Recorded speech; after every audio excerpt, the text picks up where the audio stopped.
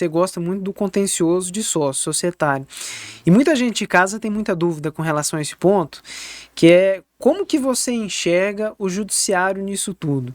Você trabalha muito com arbitragem, negociação, qual é o papel, né, do advogado? Eu digo isso porque, pelo menos na minha percepção aqui, nós temos um tribunal que não entende muito bem sobre direito empresarial, né? É uma dificuldade, né, da gente ter decisões específicas.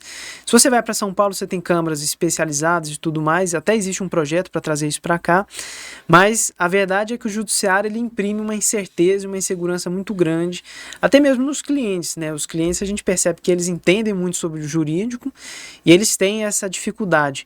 Como é que você supera essa barreira? Como é que você lida com tudo isso?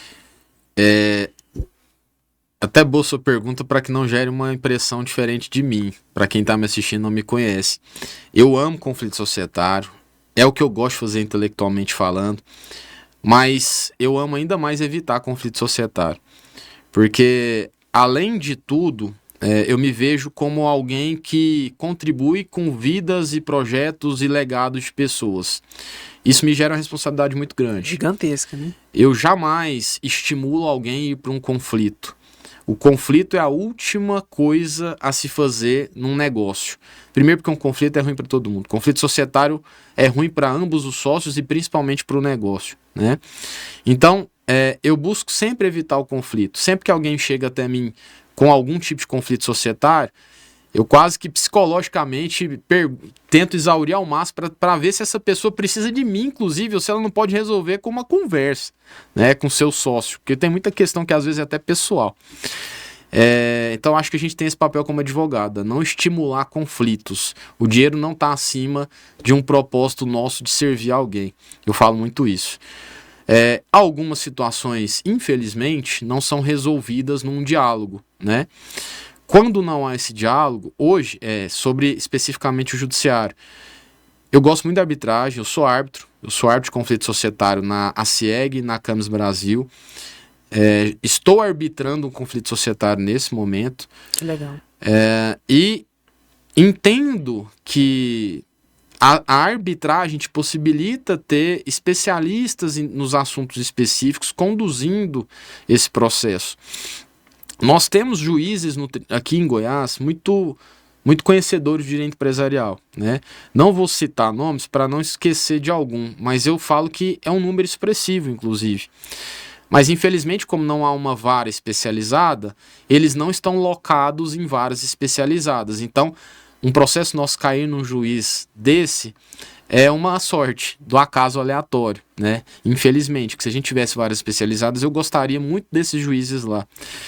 Bom, e por isso eu estimulo sim a arbitragem. Acho que uma resolução muito mais rápida, uma resolução que nós sabemos que é um especialista naquele assunto que está ali, e conflito societário é uma demanda muito específica. Eu já tive casos aqui em que eu advoguei, que eu entrei com uma ação para reconhecer o meu cliente como sócio de uma sociedade. Era uma sociedade constituída, essa sociedade tinha registro. Minto, estava até falando diferente. Era uma sociedade de fato, não tinha contrato social.